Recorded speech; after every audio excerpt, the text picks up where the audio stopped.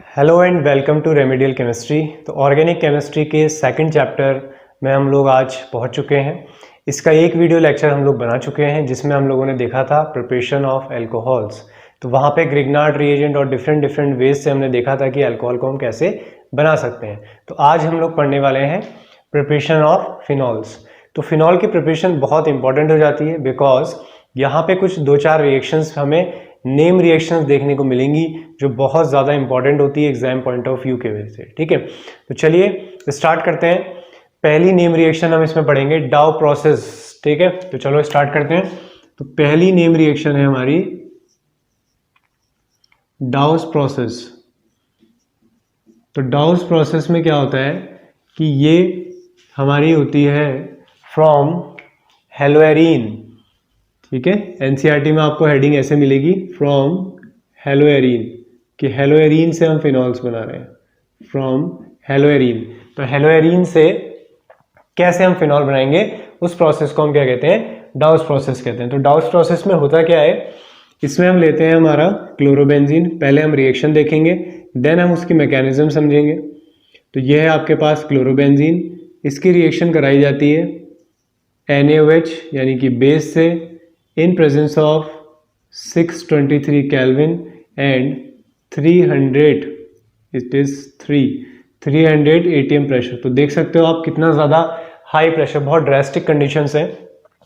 तो ये हम लेते हैं, तो क्या बनता है, इससे पहला स्टेप में फॉर्म होगा। तो यहाँ पे बहुत बच्चे मिस्टेक्स करते हैं कि Na और Cl को बाहर कर देते हैं और OH जोड़ देते हैं, हालांकि फाइनल प्रोडक्ट यही बन के आता है, लेकिन ये गलत है। ठीक है, तो कैसे है उसे हम मैकेनिज्म के थ्रू समझेंगे। फिलहाल हम समझते हैं रिएक्शन को और क्या स्टेप होता है उसको समझते हैं। तो पहले क्या होगा कि ये H और ये Cl बाहर करो और यहाँ पे क्या बनेगा ONA। अब ऑक्सीजन और सोडियम के बीच का बॉन्ड आयनिक होगा, इसलिए मैंने बॉन्ड नहीं दिखाया है, हम दिखाएंगे नेगेटिव और पॉजिटिव। क्लियर है इतनी बात, ये बहुत बेसिक सी चीज़ है जो लोग भूल जाते हैं। इसके बाद हम क्या करेंगे, इसमें मिला देते हैं एसिड मिला देते हैं। तो इसमें HCl मिला दिया हमने, या फिर ऐसा लिखा हो सकता है H पॉजिटिव ऑब्लिक H2O। ठीक है, तो ये दोनों चीज़ें लिख सकते हो। तो अब आप कह सकते हो कि सर Na और Cl बाहर हो जाएगा और O के साथ आके कौन जुड़ जाएगा, H। तो इस बार हमारा फाइनल प्रोडक्ट क्या बनेगा, फिनॉल। इसको हम बोलते हैं फिनॉक्साइड आयन। बहुत इंपॉर्टेंट है ये फिनॉक्साइड आयन, एक स्टेबल आयन बन रहा है, क्योंकि देखो ये नेगेटिव है, ये नेगेटिव कहाँ जा सकता है, ये रेजोनेंस में जा सकता है। तो ये स्टेबल फिनॉक्साइड आयन है। क्लियर हो गया। तो ये तो है इसकी रिएक्शन कि हमें क्लोरोबेंजीन दिया होगा, क्लोरोबेंजीन से फिनॉल। देखो कन्वर्जन भी हो गया, बहुत कॉमन एक कन्वर्जन जाना जाता है बेंजीन से फिनॉल। तो पहले बेंजीन से क्या बनाओगे, क्लोरोबेंजीन। तो कैसे बनेगा, बेंजीन की रिएक्शन कराओगे क्लोरीन से इन प्रेजेंस ऑफ FeCl3, क्या कहते हैं हम इसे, क्लोरीनेशन। तो बेंजीन के ऊपर Cl आ जाएगा। तो ये कन्वर्जन हो गया बेंजीन से फिनॉल। यहां से यहां तक की रिएक्शन क्या कहलाएगी, आपकी डाउस प्रोसेस। तो डाउ प्रोसेस में क्या करना है, समझ गए अच्छे से बात। अब हम देखते हैं इसकी मैकेनिज्म कि ऐसा हुआ क्यों है। तो उस सवालों का जवाब आपको मिल जाएगा। पहली बात, जैसा कि मैं हमेशा कह रहा हूं तुम लोगों से, कि एनसीईआरटी में जो भी एनसीईआरटी मतलब बोर्ड सिलेबस के हिसाब से जो मैकेनिज्म आती है वो मैं बोल दूंगा आपसे कि बोर्ड के लिए है, तो आप वहां पर नोट्स बनाते टाइम बोर्ड लिख देंगे। ये मैकेनिज्म जो मैं आपको सिखाऊंगा ये बोर्ड एग्जाम में आने वाली नहीं है, तो इसके ऊपर आप बोर्ड नहीं लिखेंगे। ये हमारा फील लेने के लिए, यानी कि ये अगर आप एज इट इज याद कर लोगे तो बहुत सारी गलतियां हो सकती हैं। अभी आपको ये रिएक्शन याद है, बाद में जब बहुत सारी रिएक्शन का मैशअप हो जाएगा तब हम भूल सकते हैं, या कॉमन मिस्टेक यहाँ पर कर सकते हैं। मान लो एग्जाम में सिर्फ इतना ही स्टेप दिया है, तो कोई बच्चा क्या करेगा, NaCl बनाएगा और सोचेगा बहुत इजी रिएक्शन आ गई और वो OH बना देगा, लेकिन ये स्टेप दिया ही नहीं था नेक्स्ट वाला। ठीक है, तो इसलिए मैकेनिज्म समझ जाओगे एक बार तो आप देख लोगे उस चीज को कि ऐसा बन क्यों रहा है। फिर उसके बाद आप मत याद करो, सिर्फ बोर्ड एग्जाम के लिए देख रहे हो तो। ठीक है, तो ये बातें क्लियर हो गई होंगी तुमको। चलो अब देखते हैं इसकी मैकेनिज्म। तो मैकेनिज्म बहुत इंटरेस्टिंग है। एक नए तरह का इंटरमीडिएट तुम लोगों को सुनने को मिलेगा, वो होगा बेंजाइन। ठीक है, तो देखते हैं कैसे बनता है। तो हेडिंग डाल लेंगे यहाँ पर। अब हम देखेंगे इसकी मैकेनिज्म। तो सबसे पहले हमारे पास है क्लोरोबेंजीन। क्लोरोबेंजीन बना देते हैं with lone pair of electron. NaOH क्या होता है, बेस। तो वो क्या देगा आपको, OH नेगेटिव।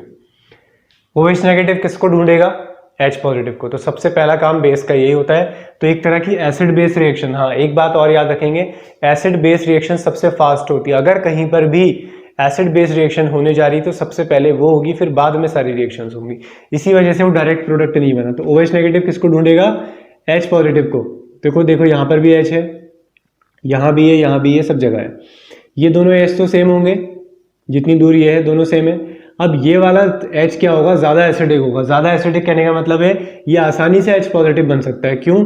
क्योंकि ये देखो किसके पास जुड़ा हुआ है? Cl। Cl क्या होता है? इलेक्ट्रोनेगेटिव होता है। तो ये वाला H ज़्यादा एसिडिक है, यानी कि ये अपने इलेक्ट्रॉनों को डोनेट कर सकता है, क्योंकि Cl एक इलेक्ट्रोनेगेटिव एटम है। तो होगा क्या? ये अपने इलेक्ट्रॉन दे देगा यहाँ पर, तो क्या बन जाएगा?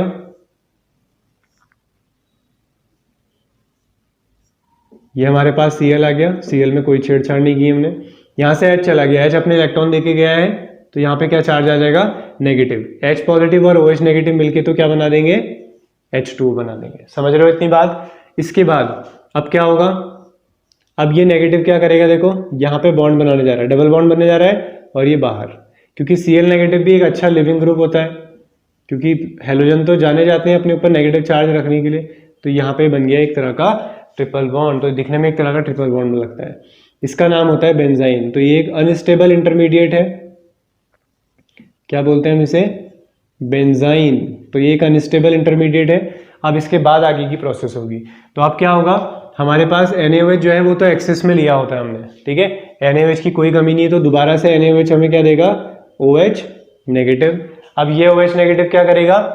कार्बन पे अटैक करेगा। अब चाहे यहाँ पे अटैक कराओ या यहाँ पे, दोनों पोजीशन सेम है। तो मैंने अटैक कराया यहाँ पर, तो यहाँ अटैक कराया तो ये वाला बॉन्ड यहाँ ब्रेक होगा। ध्यान से समझो, बॉन्डिंग बहुत इंपॉर्टेंट है। जिसको बॉन्डिंग ब्रेक करना, इलेक्ट्रॉन ट्रांसफर करना समझ में आ गया, उसको ऑर्गेनिक आ गई। OH नेगेटिव ने अटैक कर दिया, तो ये इलेक्ट्रॉन्स किसके पास चले गए? डबल बॉन्ड को कुछ नहीं हुआ, याले यहाँ पे आ गया नेगेटिव चार्ज। क्लियर है? OH नेगेटिव बन गया। अब क्या होगा? इसको थोड़ा दूर बना देता हूँ मैं। अब इसको ये H दिखाई दे रहा है, ये क्या कहा? H मुझे दे दो। तो ये H तो चला जाएगा यहाँ, और ये वाला बॉन्ड, सॉरी, ये वाला बॉन्ड किसके पास चला जाएगा? ऑक्सीजन। क्योंकि ऑक्सीजन अपने ऊपर नेगेटिव चार्ज रख सकता है, क्योंकि ऑक्सीजन भी तो इलेक्ट्रोनेगेटिव है। तो ये क्या बन जाएगा? ये बन जाएगा O नेगेटिव, और यहाँ पे क्या आ जाएगा? एक हाइड्रोजन। क्या इतनी बातें क्लियर हो रही हैं? इसके बाद बन चुका है हमारा फिनॉक्साइड आयन। अब कौन है हमारे पास? Na positive.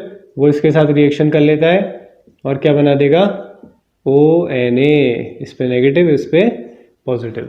तो ये बन गया आपका फिनॉक्साइड आयन। अब इसके बाद कुछ नहीं है। इसके बाद हमने इसमें HCl डाला था, तो अब करा सकते हो आप कि Na और Cl बाहर हो जाएगा, O को क्या मिल जाएगा? H। तो O को H मिल गया, और ये क्या बन गया? फिनॉल बन गया। क्लियर है? अच्छे से देख लो, स्क्रीनशॉट ले लो, ठीक है, कोई डाउट नहीं होना चाहिए। बॉन्डिंग पे बहुत ख्याल रखना है आपको। तो सबसे पहले मैंने क्या कहा कि NaOH एक स्ट्रॉन्ग बेस है। अगर उसे कहीं पर एसिडिक हाइड्रोजन यानी कि H पॉजिटिव निकालने का मौका मिलता है तो सबसे पहले वो यही करना पसंद करेगा। तो इसलिए डायरेक्ट वहाँ पे अटैक नहीं किया, उसने पहले हाइड्रोजन को ढूंढा। उसने कहा यार हाइड्रोजन तो है एसिडिक, तो उसने हाइड्रोजन ले लिया यहाँ से। अगर H पॉजिटिव चला गया तो वो यहाँ नेगेटिव छोड़ गया। इस नेगेटिव ने यहाँ बॉन्ड ब्रेक किया, क्योंकि Cl बाहर हो सकता है, तो Cl बाहर चला गया, Cl नेगेटिव बन के। तो ये जो इंटरमीडिएट बन गया वो क्या बन गया है? बेंजाइन। अब बेंजाइन के ऊपर किसका अटैक कराया तुम लोगों ने? OH नेगेटिव का। अब चाहे तो यहाँ करा दो, चाहे तो यहाँ करा दो, दोनों पोजीशन सेम है। यहाँ पे अटैक कराया, ये बॉन्ड यहाँ ब्रेक हुआ, तो यहाँ पे नेगेटिव चार्ज आ गया है, ठीक है। फिर उसके बाद क्या हुआ? नेगेटिव चार्ज को हाइड्रोजन चाहिए, क्योंकि अनस्टेबल है ना। यहाँ पे कोई नेगेटिव चार्ज आप लोगों ने नॉर्मली देखा नहीं होगा, क्योंकि नेगेटिव चार्ज यहाँ पे किस एटम पे बताओ मुझे? कार्बन पे। तो कार्बन ज्यादा इलेक्ट्रोनेगेटिव है या ऑक्सीजन ज्यादा इलेक्ट्रोनेगेटिव है? तो किस पे रखना ठीक है नेगेटिव चार्ज? ऑब्वियसली ऑक्सीजन पे। तो हाइड्रोजन इसने इसको दे दिया, उसने कहा यार मैं रख लूंगा अपने ऊपर नेगेटिव चार्ज, डोंट वरी। क्योंकि ये नेगेटिव चार्ज रखने से और दूसरी बड़ी बात क्या हो रही है, ये नेगेटिव चार्ज कहाँ चला जाएगा? रेजोनेंस में। तो ये स्टेबल बनेगा एज कंपेयर टू दिस, इसलिए ये चेंज हुआ यहाँ पर, रीअरेंजमेंट कह सकते हो इसको। उसके बाद Na पॉजिटिव घूम ही रहे हैं, आके लग जाएंगे, फिर HCl डाल दोगे तो फिनॉल बन जाएगा। तो ये थी आपके डाउ प्रोसेस की मैकेनिज्म। तो सभी लोग सीख सकते हैं, जो बोर्ड वाले हैं वो भी सीख सकते हैं इसको, ठीक है। अच्छी मैकेनिज्म है, एक बार सीख लो, बार बार जब रिवाइज कर रहे हो तो बनाते रहो। पेपर के टाइम पे मत करना रिवाइज, मत बनाना, क्योंकि जब ये पैटर्न सीख जाओगे तो कभी मिस्टेक नहीं होगी तुम लोगों से। रिएक्शन लिखते टाइम आप जल्दीबाजी नहीं करोगे कि पेपर में हाफ रिएक्शन लिखी हुई आई है तो आप गड़बड़ नहीं करोगे, आप Na और Cl सबकी तरह बाहर नहीं करोगे अगर आपकी मैकेनिज्म में थोड़ी सी प्रैक्टिस थी। तो चलिए देखते हैं नेक्स्ट रिएक्शन। तो नेक्स्ट नेम रिएक्शन है हमारी क्यूमीन प्रोसेस। तो बहुत इंपॉर्टेंट रिएक्शन है, चलिए इसको भी स्टार्ट करते हैं, फिर मैकेनिज्म देखेंगे। पहले नेम रिएक्शन पढ़ लेते हैं। तो क्यूमीन प्रोसेस में क्या होता है हमारे पास, तो क्यूमीन प्रोसेस में ये रहा हमारे पास, ओके वेट, तो क्यूमीन क्या होता है पहले वो देख लेते हैं। क्या है इस क्यूमीन की mean, this is C and these are 2CH3 और यहाँ पे एक हाइड्रोजन, इसको पढ़ते हैं क्यूमीन। क्लियर है? तो ये है हमारा क्यूमीन। क्यूमीन की रिएक्शन कराएंगे ऑक्सीजन से इन प्रेजेंस ऑफ लाइट। ठीक है, तो क्या होगा, पहले तो नेम रिएक्शन है, हम सिर्फ रिएक्शन को याद कर लेते हैं। ठीक है, फिर मैकेनिज्म समझेंगे जो हमें हेल्प करेगी फर्दर रिएक्शन को समझने में। COOH और ये CH3 और एक CH3 ये, तो COOH यहाँ पर ही लिखोगे, ऐसे करके लिखो। किस तरह का बॉन्ड है ये पेरोक्साइड बॉन्ड है, कोई कार्बोक्सिलिक एसिड मत समझना है इसे।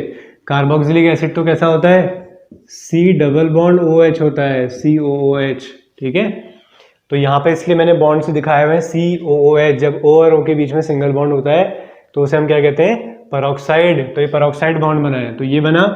इसके बाद इसका एसिड हाइड्रोलिसिस करा दो, इसका क्या करा देंगे अब हम, एसिड हाइड्रोलिसिस करा देंगे, यानी कि H पॉजिटिव ऑब्लिक H2O। तो क्या होगा, अब मैं इसको इरेज करता हूं, तुम लोगों ने बना लिया होगा इसे। ठीक है, अब याद करने का तरीका क्या है, ये वाला पार्ट अलग कर दो, बाकी अभी तो मैकेनिज्म समझाएंगे। ठीक है, तो क्या बन जाएगा, ये क्या दिखाई दे रहा है आप लोगों को, ये आप लोगों को दिखाई देगा फिनॉल। और ये क्या बन गया, देखो CH3 CH3 C।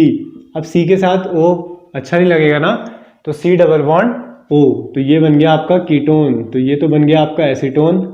तो बाई प्रोडक्ट भी इंपॉर्टेंट है इसका, तो और मेन प्रोडक्ट भी इंपॉर्टेंट है, तो बहुत इंपॉर्टेंट रिएक्शन है फिनॉल। अब मैकेनिज्म देखते हैं कि एक्चुअल में ऐसा क्या हो रहा है, इस स्टेप में क्या हो रहा है, ये कैसे बन रहा है। सबसे इंपॉर्टेंट चीज तो यही है। ठीक है, तो चलो इसका स्क्रीनशॉट ले लो, मैं रेस करता हूं, फिर हम आते हैं मैकेनिज्म में। तो चलिए अब हम देखते हैं इसकी मैकेनिज्म। तो मैकेनिज्म का पहला स्टेप तो बहुत आसान है। पहले स्टेप में हमारे पास क्या है, हमारे पास है क्यूमीन विथ कार्बन C और 2 CH3 यहाँ पर लगे हुए हैं। CH3 को हम क्या लिख सकते हैं, Me मतलब मिथाइल। ठीक है, तो 2 मिथाइल है और यहाँ पर क्या है हमारे पास, हाइड्रोजन है। इसकी रिएक्शन कराओगे किससे, ऑक्सीजन से, O2 से कराएंगे इसकी रिएक्शन। ठीक है, को इसको इरेज करके नीचे ही बना लेते हैं। तो ये रहा हमारे पास क्यूमीन, 2 CH3 है यहाँ पर और यहाँ पे क्या है H। ये हमारे पास O डबल बॉन्ड O। यहाँ पे मैकेनिज्म कैसी होती है याद रखेंगे, this is free radical mechanism. तो क्या होगा, एक इलेक्ट्रॉन इसके पास जाएगा, एक इलेक्ट्रॉन इसके पास, ऐसे हाइड्रोजन भी ब्रेक होंगे, जब इनके ऊपर लाइट पड़ेगी तो ये भी ब्रेक हो जाएगा। तो क्या बनेगा, मैं यहाँ पे थोड़ा समझाने के लिए बनाता हूँ, फिर मैं फाइनल लिखूंगा इसे। तो क्या बनेगा, कार्बन है, 2 CH3 लगे हुए हैं, यहाँ पे एक इलेक्ट्रॉन आ जाएगा, हाइड्रोजन भी अपना एक इलेक्ट्रॉन ले लेगा, ऑक्सीजन में एक बॉन्ड तो बचेगा ही, एक इलेक्ट्रॉन ये। तो इसको इसके साथ जोड़ दो और इसको इसके साथ, तो क्या बन रहा है देखो,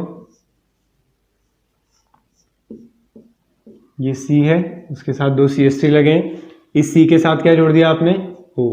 अब ये O तो छूट नहीं सकता उससे, ये तो जुड़ा ही है।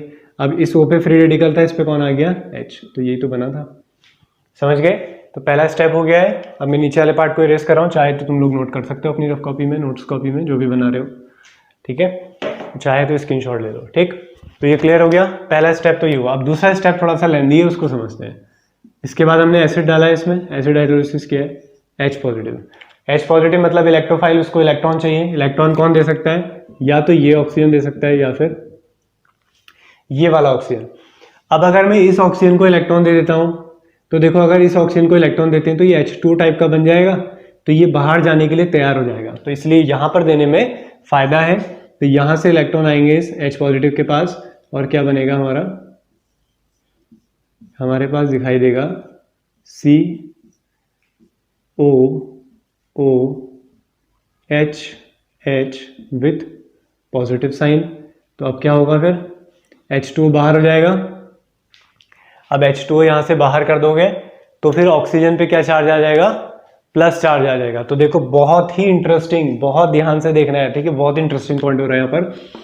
देखो ये ऑक्सीजन चाह रहा है इलेक्ट्रॉन, ये तो बन जाएगा H2, इस पे कैसा चार्ज आ जाएगा, पॉजिटिव।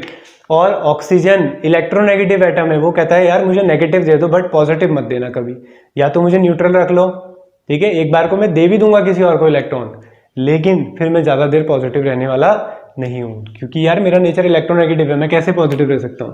तो जैसे ही ऑक्सीजन पे इलेक्ट्रोनेगेटिव आएगा तो ये वाली रिंग का बॉन्ड यहाँ ब्रेक होगा और पॉजिटिव चार्ज किस पे जनरेट होगा, कार्बन। देखो बहुत सारे स्टेप्स एक साथ हो रहे हैं, समझने की कोशिश करो।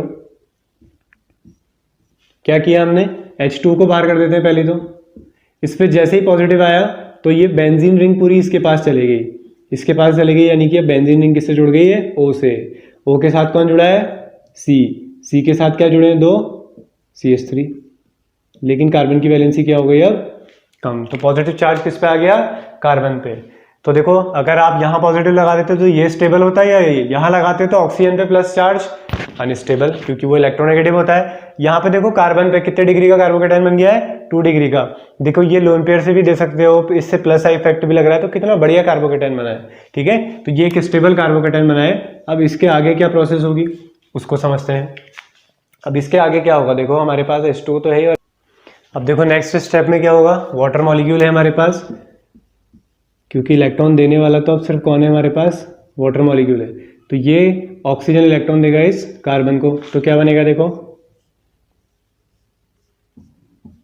ये हो गया बेंजीन, ये हो गया O, ये है हमारे पास CH3, ये CH3, यहाँ पे आ गया oxygen with positive charge. Clear है।